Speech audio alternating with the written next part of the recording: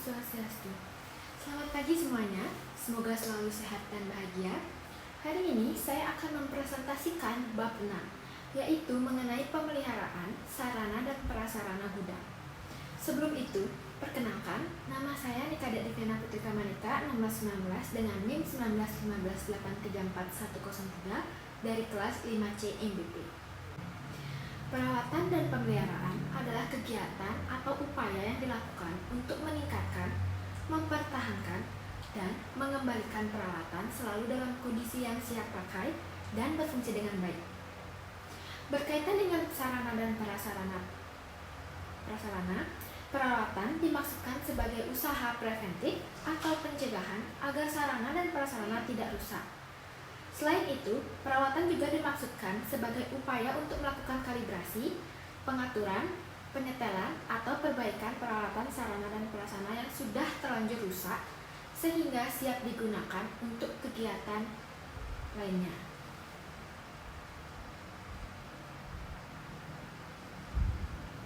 Lalu, bagaimana cara untuk memelihara sarana dan prasarana gudang? Di sini saya akan menjelaskan beberapa cara untuk memelihara gudang.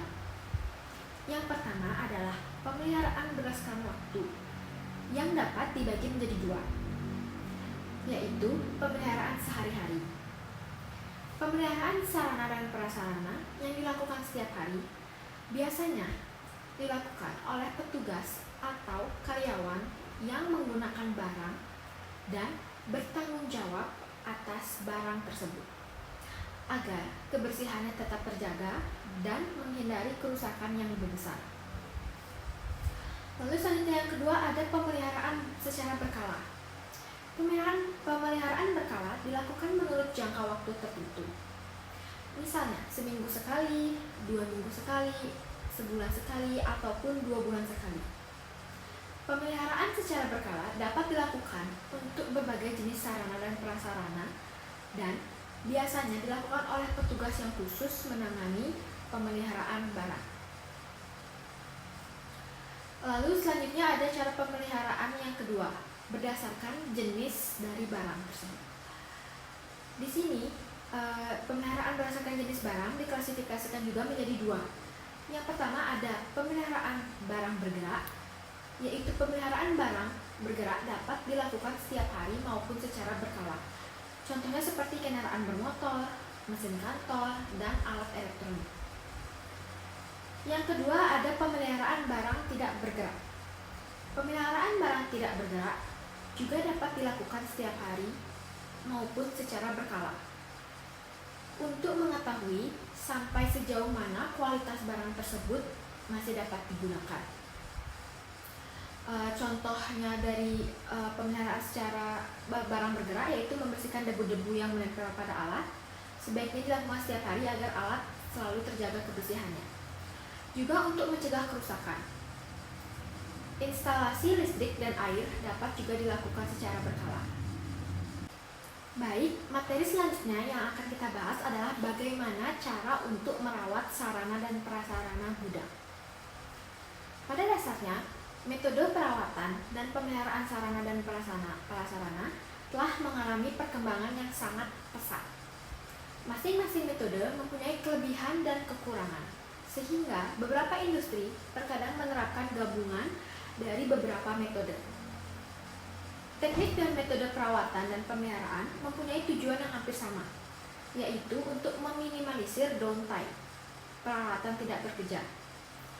Downtime merupakan waktu di mana sarana dan prasarana dalam kondisi tidak digunakan karena adanya proses maintenance, baik pemeliharaan ataupun perbaikan. Selain untuk meminimalisir downtime, tindakan perawatan dan pemeliharaan juga ditujukan untuk meminimalisir ongkos perawatan dan pemeliharaan. Secara umum, klasifikasi metode perawatan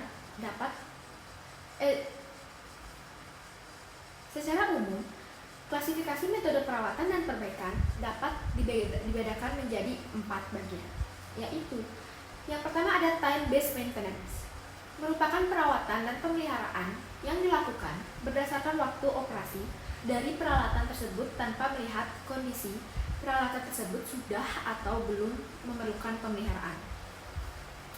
Yang kedua yaitu condition based maintenance. Pemeliharaan yang dilakukan berdasarkan kondisi peralatan tersebut tanpa melihat apakah sudah waktunya atau belum waktunya dilaksanakannya perawatan. Selanjutnya ada breakdown maintenance. Pemeliharaan yang dilakukan terhadap suatu peralatan karena terjadinya breakdown peralatan tersebut. Dan yang terakhir ada reliability centered maintenance. Pemeliharaan yang dilakukan terhadap suatu peralatan berdasarkan perhitungan tingkat keandalan atau reliabilitas suatu sistem. Dapat diukur berdasarkan fungsi dan umur pakai peralatan tersebut. Lalu selanjutnya saya akan membahas mengenai apa saja sih tujuan dan manfaat dari perawatan dan pemeliharaan sarana dan prasarana gudang. Saya akan mulai menjelaskan dari tujuannya terlebih dahulu. Secara umum, tujuan kegiatan perawatan dan pemeliharaan sarana dan prasarana dilakukan untuk menjamin sarana dan prasarana yang ada siap digunakan untuk keperluan pekerjaan dan berfungsi dengan baik.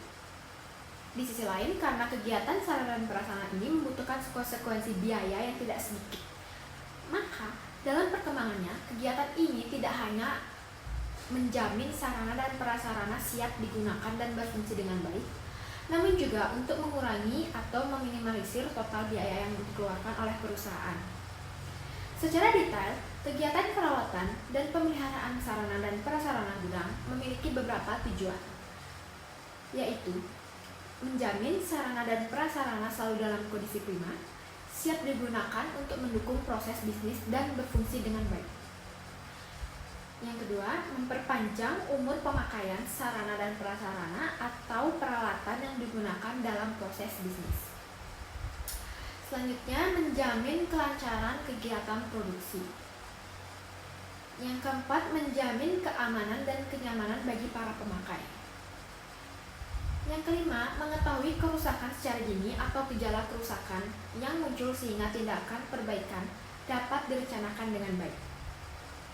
Lalu menghindari terjadinya kerusakan secara mendadak peralatan-peralatan yang kritikal. Menghindari terjadinya kerusakan fatal yang mengakibatkan waktu perbaikan yang lama dan biaya perbaikan yang besar. Meningkatkan image organisasi perusahaan di mata konsumen.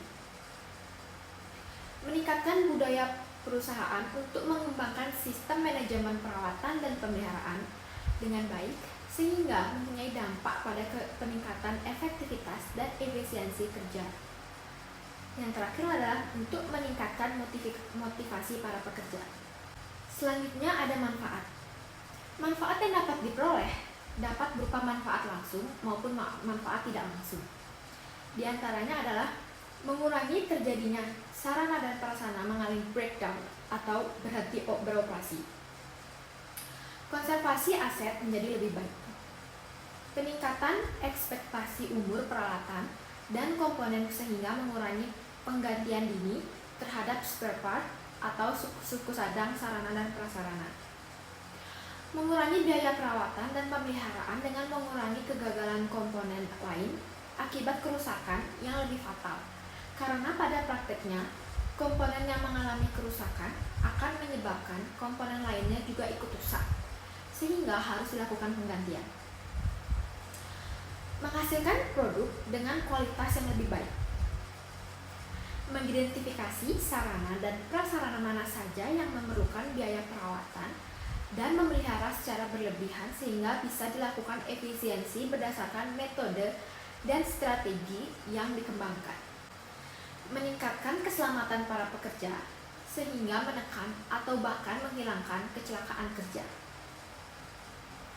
Meningkatkan motivasi pekerja, mengurangi penggunaan tenaga kerja langsung berkaitan dengan pekerjaan sarana dan prasarana di pabrik maupun di gudang. Produk yang tidak sesuai dengan spesifikasi atau cacat, sehingga proses pemrosesan ulang atau rework dapat ditekan. Tingkat persediaan rendah, lead time produksi cepat, due date dapat dipenuhi, dan tingkat keuntungan tinggi. Selanjutnya, saya akan membahas mengenai manajemen perawatan dan pemeliharaan. Jadi, apa itu manajemen perawatan dan pemeliharaan? Manajemen adalah proses perencanaan, perorganisasian, pengarahan, dan pengendalian kegiatan untuk mencapai suatu tujuan dengan mengoptimalkan sumber daya yang ada secara efektif dan efisien.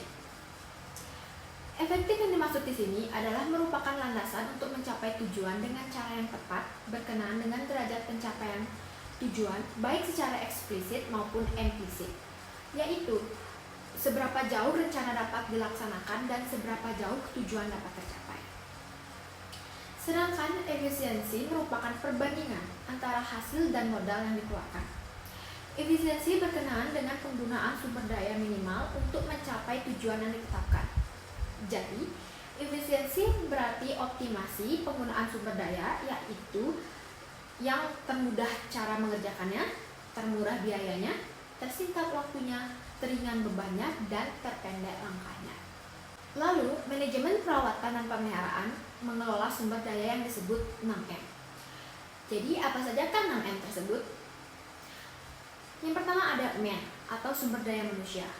Pekerja atau staf pemeliharaan merupakan tenaga perawat yang mempunyai tanggung jawab terhadap kesiapan sarana dan prasarana untuk keperluan pekerjaan, baik untuk proses produksi di pabrik maupun perawatan di gudang.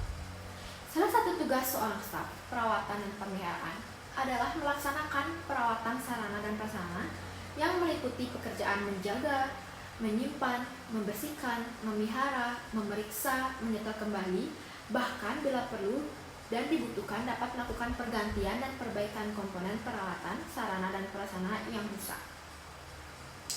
Selanjutnya ada money atau biaya. Biaya perawatan meliputi pembelian bahan baku, pembelian suku cadang atau spare part, pembelian peralatan yang mendukung pekerjaan perawatan dan pemeliharaan seperti alat ukur, gunting, multimeter, RPM meter, sapu, dan lain-lain.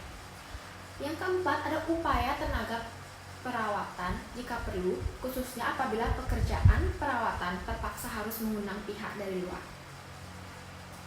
Selanjutnya ada material atau bahan.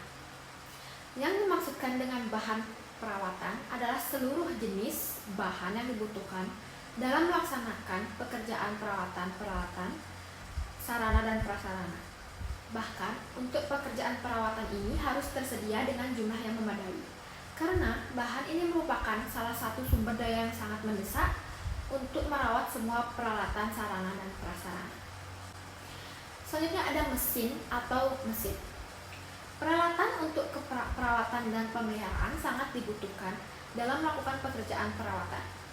Peralatan yang dibutuhkan tergantung dari jenis sarana atau fasilitas yang dirawat serta jenis kegiatan perawatannya. Peralatan perawatan sarana dan prasarana antara lain meliputi peralatan penyimpanan, peralatan pemeliharaan, peralatan pemeriksaan, peralatan perbaikan, peralatan perawatan yang sifatnya umum, sederhana dan secara rutin sering dibutuhkan untuk melakukan pekerjaan.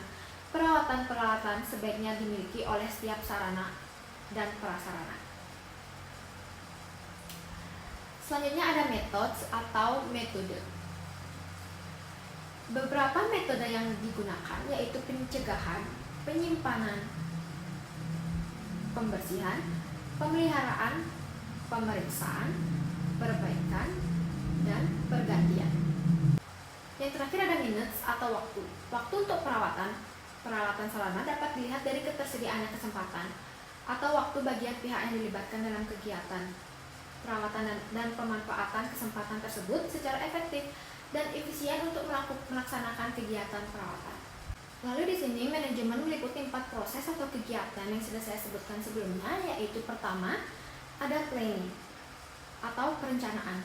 Kegiatan perawatan dan pemeliharaan sarana dan prasarana gudang memerlukan perencanaan yang baik agar hasil yang didapatkan juga baik. Perencanaan kegiatan pemeliharaan dapat dibuat berdasarkan periode waktu tertentu, baik dalam harian, mingguan, bulanan, maupun tahunan. Dalam perencanaan, biasanya dituliskan sasaran atau target yang akan dicapai dalam pekerjaan. Misalnya kapasitas pengangkutan material, kecepatan pemindahan barang dari satu tempat ke tempat lainnya, jumlah peralatan yang siap untuk dipakai, kapasitas penyimpanan rak, dan kemampuan pembacaan alat ukur, dan lain sebagainya.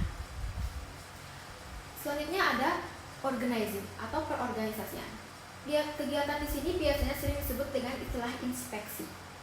Inspeksi merupakan kegiatan pemeriksaan yang dilakukan dengan cara survei atau inspeksi terhadap kondisi sarana dan prasarana guna mengetahui kondisi, jenis pekerjaan, jumlah material pemeliharaan yang dibutuhkan, dan volume pekerjaan pemeliharaan. Hasil pemeriksaan atau inspeksi terhadap sarana dan prasarana ini diisi dalam formulir checklist dan diisi dengan saran-saran pekerjaan yang harus dilakukan sebelum pemeriksaan berikutnya.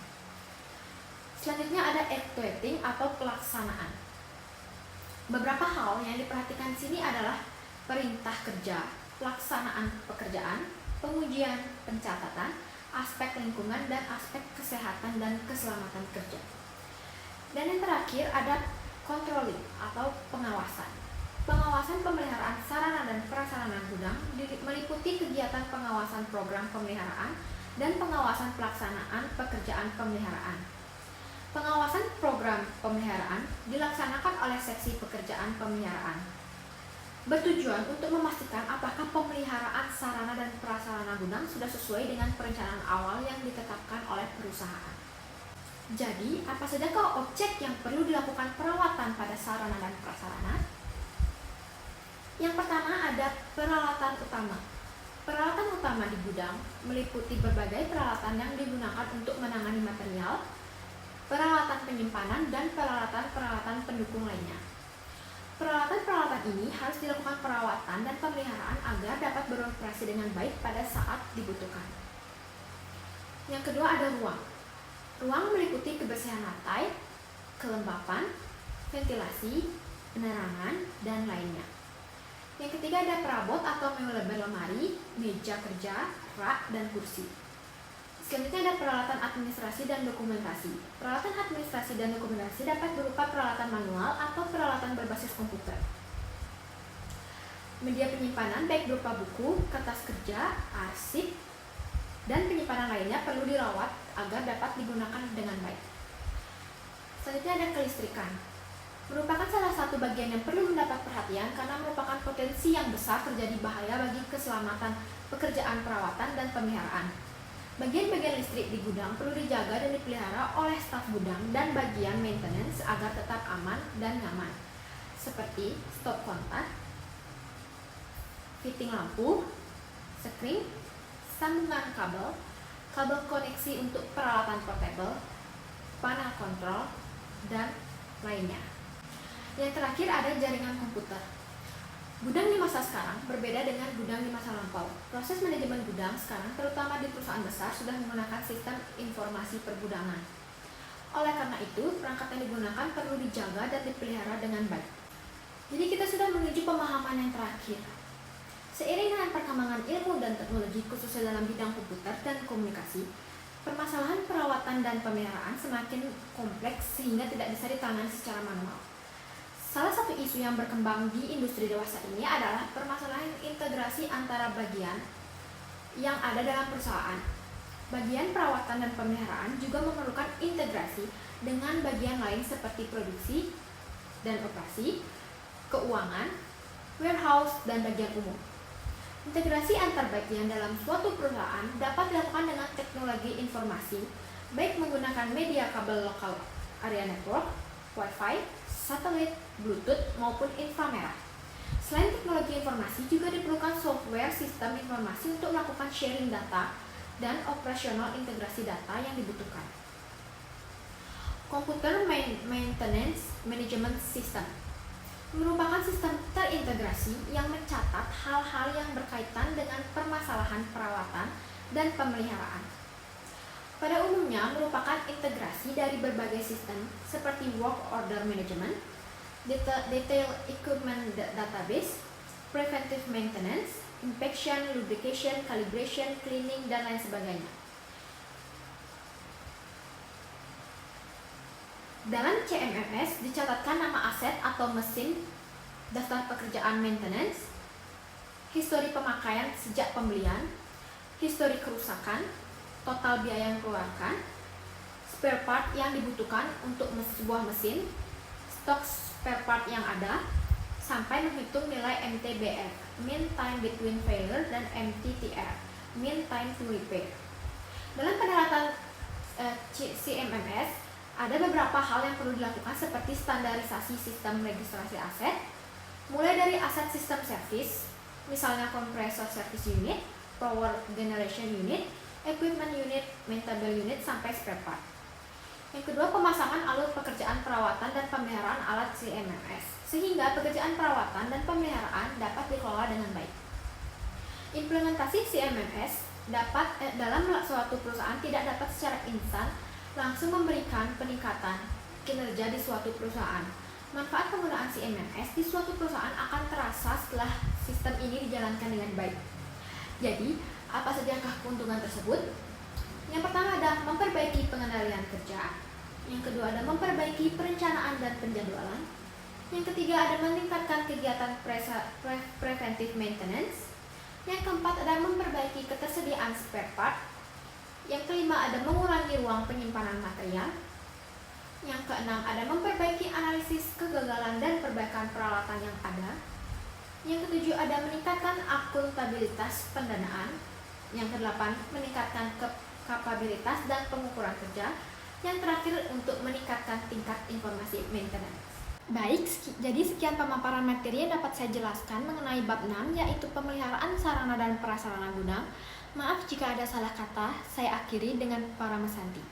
Om Santi Santi Santi Om. Terima kasih.